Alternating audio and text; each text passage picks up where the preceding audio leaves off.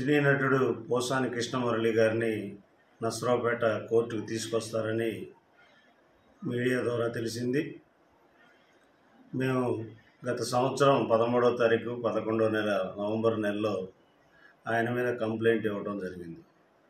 ఎందుకు ఇచ్చామంటే మా అధినేత రాష్ట్ర ముఖ్యమంత్రి నారా చంద్రబాబు నాయుడు గారి మీద, అలాగే పవన్ కళ్యాణ్ గారు ఉప ముఖ్యమంత్రి ఆయన మీద, అలాగే జాతీయ ప్రధాన కార్యదర్శి మంత్రి నారా లోకేష్ గారి మీద ఎప్పుడు చూసినా మరి పోసాని కృష్ణమురళి గారు అసభ్య పదజాలంతో, అవహేళనతో, ఎట్లా పడితే అట్లా బూతుల పురాణంతో వ్యక్తిగతంగా వాళ్ళని తిట్టడం అనేది జరుగుతూ ఉంది.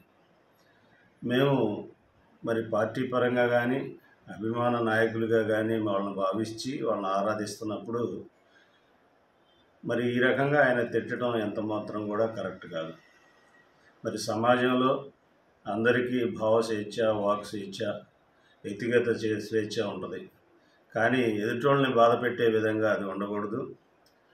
అధికారం ఉంది కదా అని పదవుల కోసం లేదా ఆర్థిక లావాదేవీల కోసం ఎప్పుడూ కూడా అధికారాన్ని అడ్డం పెట్టుకొని ఎదుటివారిని తిట్టడం ద్వారా వాళ్ళ మనోభావాలు దెబ్బతింటాయి.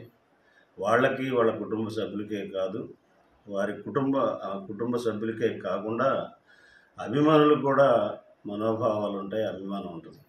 మరి అలాంటి అభిమానం మాకు ఉంది కాబట్టి ఆయన మీద 2 టౌన్లో కంప్లైంట్ చేయటం జరిగింది. దానికి ఈరోజు చట్టం తన పని తను చేసుకుంటూ పోతుందన్న దానికి నిదర్శనంగా ఈరోజు మరి పోసాని కృష్ణమురళి గారిని నసరావుపేట కోర్టుకు తేవటం జరుగుతుందని తెలియవచ్చింది. దాన్ని మేము చట్టపరంగా మరి చట్టం చేసిన పనికి ఆనందంగా ఉన్నాం. ఈయనే కాదు, మేమైనా ఎవరైనా కానీ అధికారం ఉందని ఎప్పుడూ కూడా ఎదుటివారిని వ్యక్తిగతంగా, కుటుంబ సభ్యులను కానీ వ్యక్తిగతంగా తిట్టడం కానీ, వాళ్ళ మనోభావాలను వాళ్ళని బాధ పెట్టడం అనేది సమాజానికి మంచిది కాదు. అందరూ కూడా అధికారం ఉన్నప్పుడు తగ్గి ఉండాలి.